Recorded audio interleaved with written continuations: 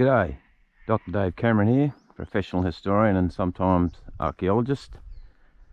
Today I'm visiting a really interesting historical archaeological site located in Western Creek State Forest, west of Millmerran on the southwest Darling Downs in Queensland. The site's called the Western Creek Sheep Station, Washpool. It dates from around about 1858. When the Washpool was constructed here, and it consists of four key features. This area here, which is the camp above the creek on the northern bank. You can see the remains of an old hut just in front of me there. The actual Washpool proper, the dam down the bank of the creek there, about 80 metres, and then to my right towards the southwest, again about another 80 metres, 100 metres, the brick foundations of the boiler itself. And the fourth feature is the southern Washpool Dam, which is about 300 metres to the southeast. So you're probably asking, what is a washpool? Well, prior to around about the 1880s, sheep were washed while their fleece was on their back. They were washed by hand, by sheep washers, in either some handy pool in a creek or something like this. It was purpose built. The idea being to clean the grease and burrs and dirt off the fleece prior to shearing, and then the idea they would get additional value out of selling that fleece cleaned, but also it weighed a lot less, so therefore it was cheaper to transport. In fact, you could transport more on the old drays and the wool wagons across country, and indeed by rail and by ship. So it was an economic factor until the 1880s, 1890s, when industrial wool scour works, factories essentially, were set up at the ports and also the major railheads. So let's have a bit of a look around. As I said, this was built sometime after 1858. Probably between 1858 and 1861, by the Porter Brothers of Tummaville, not too far from Millmerran. The Porter Brothers, James, Alexander and Robert, were the go-to guys in the 1850s and 60s to build sheep yards, stock yards, washpools all across the Darling Downs, including this one, which was built by Alexander, better known as Sandy Porter. They also built substantial washpools at Eatonvale, Jimbor, St Ruth's, Gowrie, Westbrook, and a number of others, about a dozen of them, of the 20 or more that I've identified on the Darling Downs. So what we've got here is probably the remains of a hut, or perhaps a small workshop that was used to either for a blacksmith or some sort of store. As you can see, there's bricks, lots of rock and sort of an ant bed bottom to it, a couple of old posts which are still hanging in there, 150 years, 160 years old. As you can see, there are broken pieces of ceramic, cups, saucers and plates and so forth, and lots of broken glass. So this is just typical of an area of this age where a campsite would have been. People left their rubbish around. But it's also important to note that this site, and the reason it's here, was because people needed the water to wash the sheep. This is, of course, prior to that European occupation of this area in the 1840s. This was and still is Bigambul country. The lands of the traditional owners of this area, the Western Downs into the Maranoa, and here is evidence of their occupation over many hundreds and probably thousands of years in what is essentially an artefact scatter here of a traditional campsite, upon which when the pastoralists occupied this area in the 1840s, in this case 1848, when they established the Western Creek Run, they found this site and then camped here for the same reason. the water.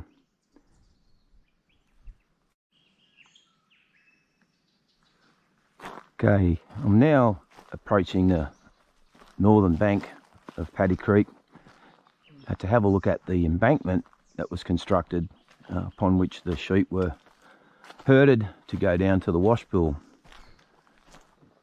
It's a little hard to pick up with all this cypress pine regrowth here, but it's clearly a human-made embankment of earth, sort of running to my right out to the very edge of the bank. It sits about 5 metres above the bed of the creek. And how do we know this was used for sheep in the Washpool? Well, we're fortunate there's a little bit of evidence left in the form of a post here, which you can see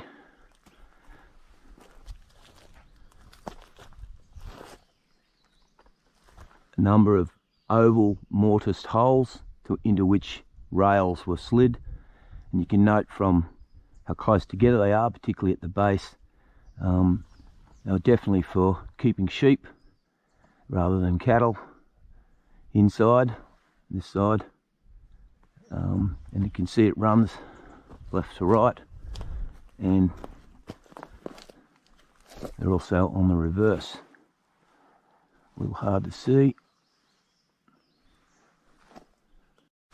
The embankment's about 50 metres long, 4 metres wide and about 5 metres high above the bed of the creek. There are a couple of other old posts you can see laying on the ground over there, and also another one here where you can hopefully see the mortise slots in there. Just go gently through here and hopefully won't knock the old GoPro off the hat. You see all this white cypress, calitris regrowth everywhere.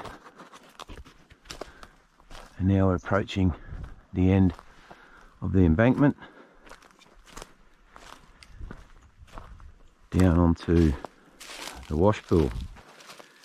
As you can see, it's a fairly substantial embankment, around about 16 metres at the base wide. That is Paddy Creek upstream, so the flow is down here from east to west.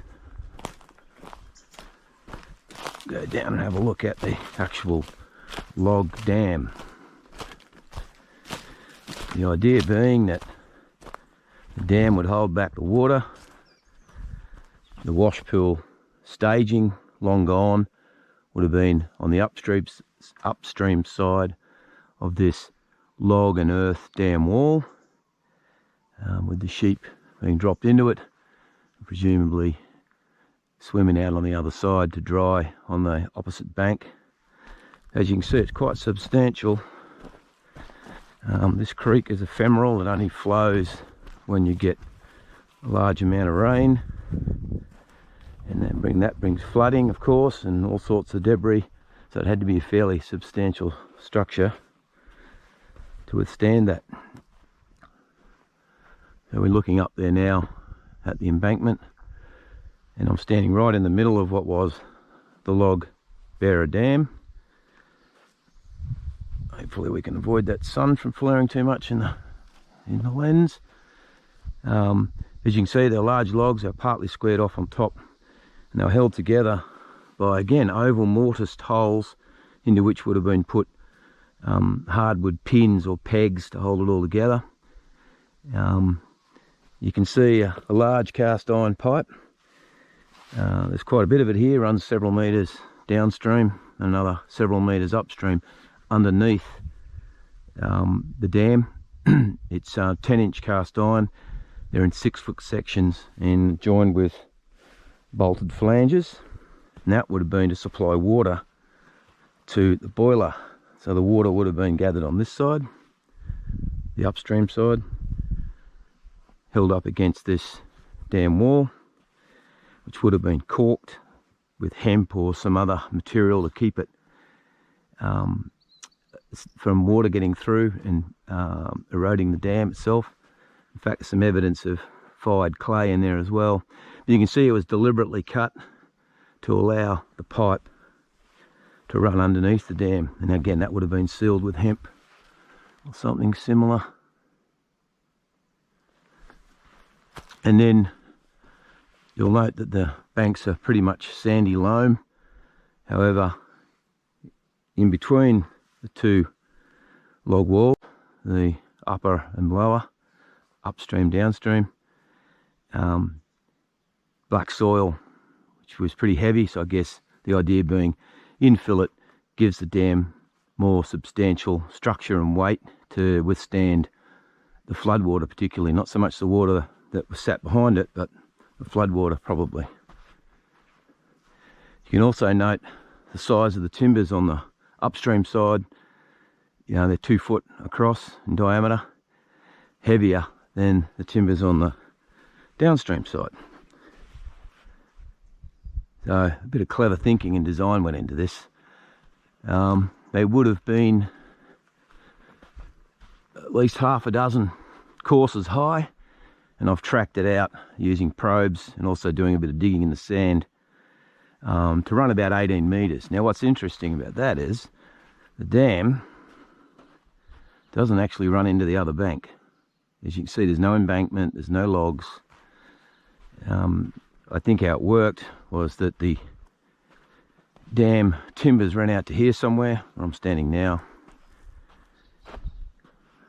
looking back, to allow enough water for sheep washing. You'd only need it at waist deep, because the sheep washers would need to stand in that, sometimes on a stage, to get them above the sheep a bit.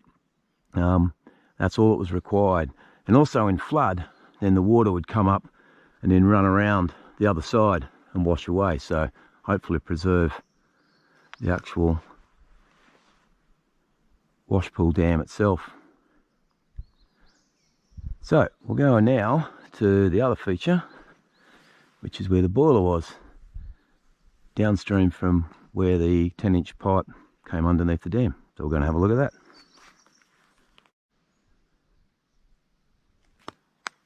I've now walked about 80 metres west from where the Washpool dam is, just through the trees there, down to where I believe the boiler for this facility used to be. And you can see in front of me a reasonably substantial brick foundation,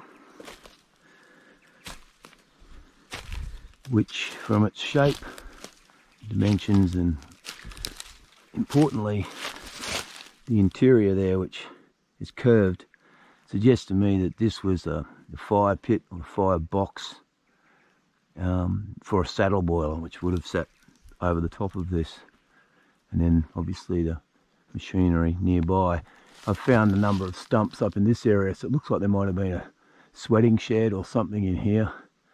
All of these trees would have been gone, and I mean, it's they're 160 plus years old, some of these trees, having grown back. You can also see here a section of the steam pipe.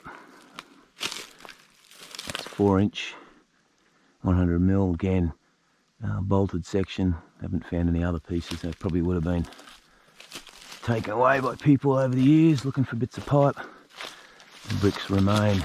And also here we found a piece of what looks like the bottom riveted at the bottom, perhaps, of a firebox itself of the boiler. Certainly consistent with the era.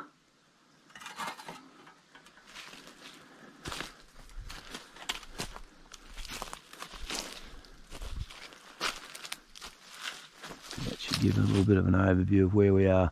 So the water would have been brought down by pipe to the boiler here, and then that water would have been heated, perhaps then piped back to a tank, and they would have used gravity feed to power the spouts, which were basically a rectilinear slot, which then created a jet of water which they'd run over the sheep's back.